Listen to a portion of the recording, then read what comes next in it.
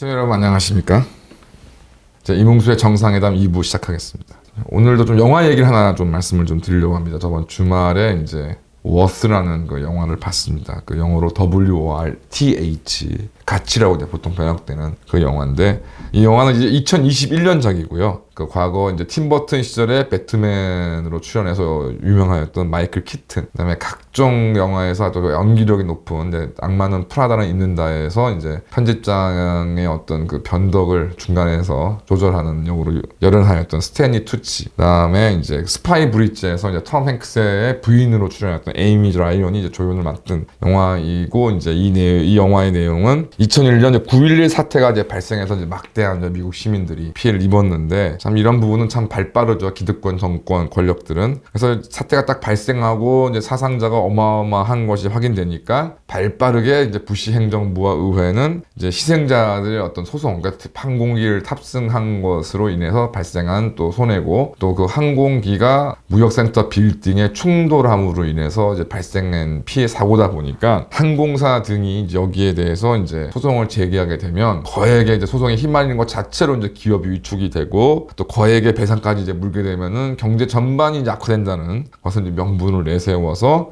이른바 이제 긴급 입법을 통해 가지고 9.11 이제 피해 희생자들에 대한 피해는 9.11 펀드를 따로 조성해서 여기서 이제 조정 합의를 통해서 이제 우선 진행한다라는 이제 법을 이제 만들었습니다. 그러자 보니까 이제 이거를 이제 실행할 수 있는 이제 민간 측의 이제 인사가 필요했는데, 이제 손해배상 집단 소송 전문가로서 미국에서 아주 유명세를 가지고 있던 케네스 파인버그라는 변호사가 이제 9.11 펀드 관리위원회 이제 위원장이 돼서 이제 2년 동안의 이제 기한 내에서 피해자 중 80% 이상과 이제 합의하는 걸 목표로 이제 일을 진행하게 됩니다. 우리나라도 마찬가지고 미국은 같은 면이 있고 다른 면이 있는데요. 우선 이제 사망으로 인한 손해배상 등을 이제 기본적으로 산정할 때 당연히 어쩔 수 없이 논리적으로 이제 돌아가신 분이라던가 이제 희생당하신 분의 소득, 그다음에 또 부양 가족이 어떤 것인지 이런 것들로 손해배상액을 이제 수학적으로 이제 산정하게 됩니다. 미국 같은 경우에 이제 우리나라에서는 별로 이제 그렇지 않은데, 통상 이제 미국에서 이제 이런 손해배상 소송을 하게 되면 이제 아마 징벌적 손해배상 등 이제 좀 기본적인 개념 좀 아실 텐데요. 그런 것들이 이제 문제가 되는 경우가 관련자들의 행위, 피해자 쪽이라든가 가해자 쪽의 어떤 행위에 대해서 고의, 과실, 중과실 이런 것들 세밀하게 평가를 합니다. 그래서 쉽게 말해서 어느 놈이 더 나쁜 놈인가 아닌가 이런 것들을 쭉 평가를 해서 이제 배상액을 이제 산정하게 되면서 이제 경우에 따라서는 우리나라식의 어떤 피해는 3억 원, 5억 원 정도인데, 미국에서 소송을 지나면 그 10배 내지는 어느 경우에는 뭐 수십 배 이상의 어떤 손해배상이 인정되는 이유가 이제 바로 이런 것이죠. 단 이제 이게 무조건 뭐 이렇게 피해자한테 좋은 것 같지만, 이제 문제는 미국에서의 소송은 엄청난 비용과 엄청난 시간이 소요됩니다. 그래서 어지간한 서민층들은 이제 이를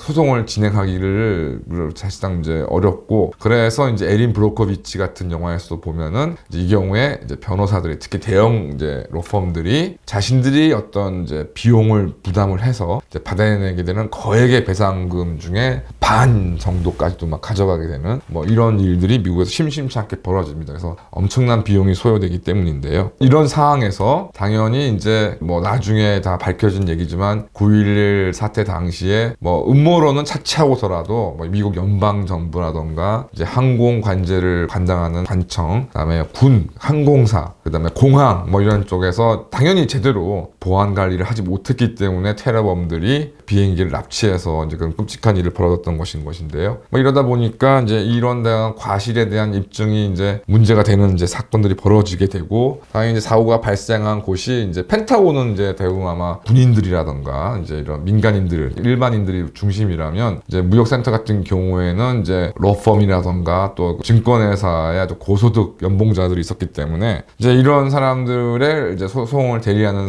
변호사 같은 경우는 주인공 케네스 파인버그 변호사가 산정한 100억 원 어떤 배상 너무 적다, 소송을 하면 훨씬 더 많이 받아들일 수 있으니까 뭐 이를 거부하고, 반면에 이제 무역센터 건물 등에서 이제 청소를 하던 불법 입국자 청소부 가족은 스페인어를 통역을 해가지고서 배상 금액을 이제 그래도 한 2억 원이다. 그래서 이제 변호사들이 굉장히 좀 겸연쩍어하고 미안해하는데 2억 원 정도라 그러니까 감사하다. 뭐 이런 식으로 하는 내용들을 대비시켜 주면서 그래서 이제 영화의 제목이 이제 worth 가치, 이제 결국 생명의 가치를 얘기하는 것인데요.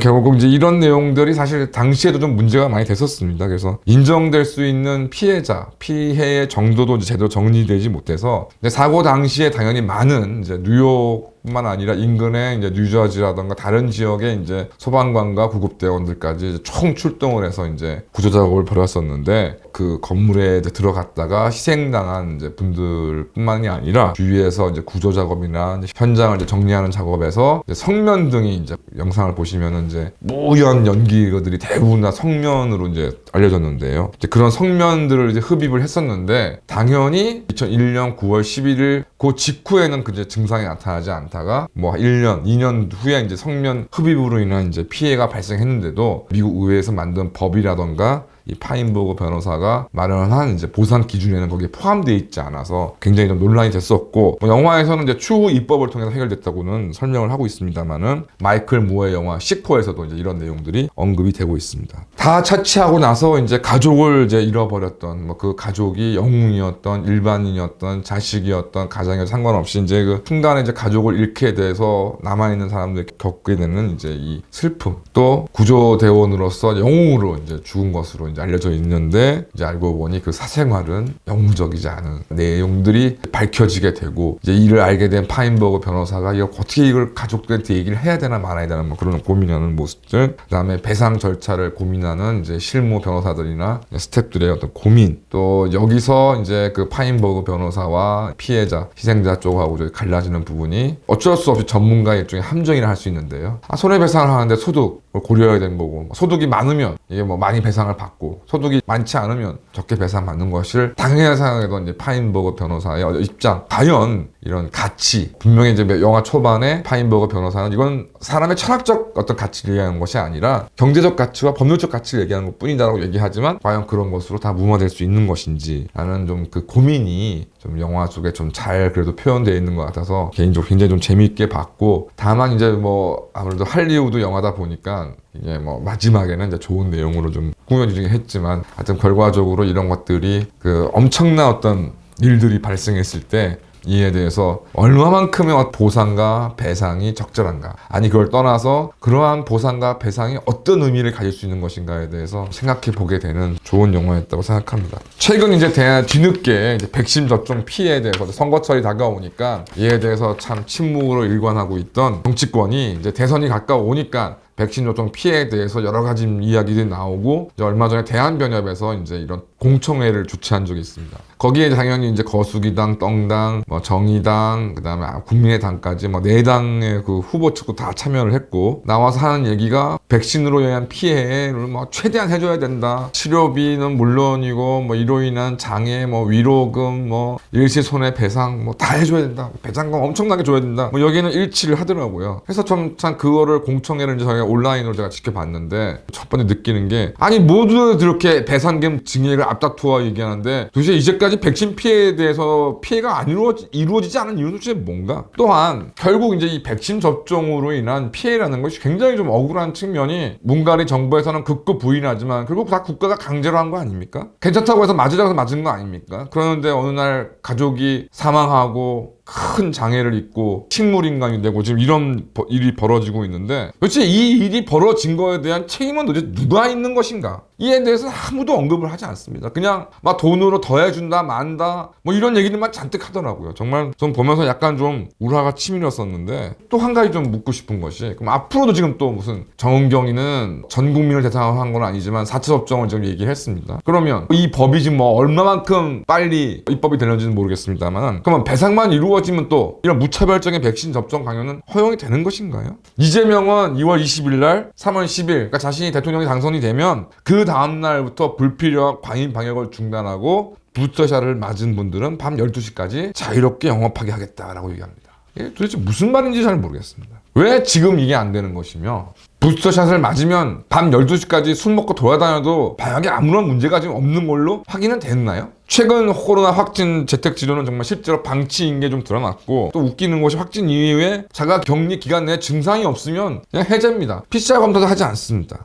지금 정부는 이렇게 심각한 사태에도 불구하고 또 식당의 영업시간을 10시로 늘린다고 합니다. 그럼 9시로 했던 이유는 도대체 또 무엇인가요? 정말 이게 엉망진창의 방역 정책이 대한민국을 지금 만 2년 넘게 지금 휩쓸고 있는데 뭐 이에 대해서 뭐 제대로 된 피해에 대해서 얘기가 없습니다. 오늘도 이제 제가 월요일 날 와서 대표님 만나고 이제 여러 가지 말씀 나눠보니까 정말 병원에 지금 입원해서 지금 벌어지고 있는 일들이 정말 끔찍하다. 인권도 없고 쉽게 말씀드려서 사람 취급을 못 받는다. 아우슈비츠에 수용되었던 유태인들과 다를 게 없다. 그런 말씀을 지도자가 들었습니다. 도대체 이게 어떻게 방역이라는 이름으로 무슨 일들이 지금 자행되고 있는 겁니까? 영화에서 2억 원을 준다고 감사해야 하는 불법 체류자 가족들의 모습이 과연 대한민국 국민들보다 못하다고 할 수 있습니까? 코로나 사태 이후에도 또 다른 팬데믹이 올 거라는 예상들이 지배적이라고 하는데요. 지금 이 코로나19에 대해서 어떻게 지금 우리가 잘못했고 어떻게 했어야 되는 평가가 없는데 이후에 오는 팬데믹 사태에 대해서는 제대로 된 대처가 가능할까요?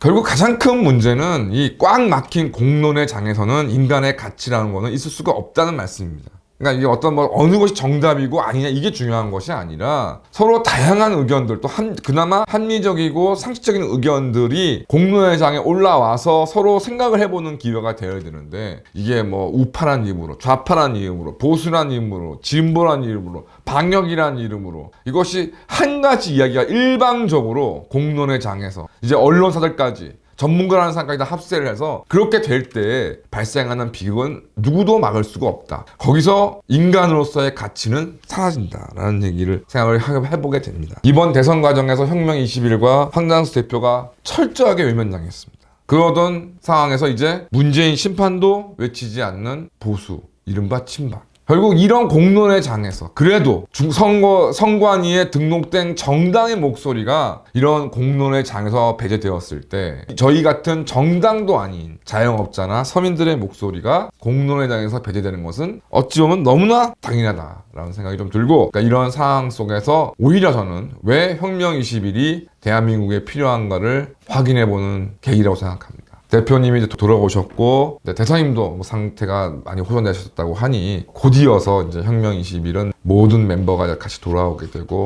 활동이 정상화될 것입니다. 하여튼 이런 말씀드리는 건 이 공론의 장을 보다 공정하게 만들고 그래서 서민과 정말 자영업자분들을 위한 목소리가 나오기 위해서 계속적으로 노력할 것이고 당원 여러분들께서도 함께하여 주신다는 것을 믿어 의심치 않습니다. 감사합니다.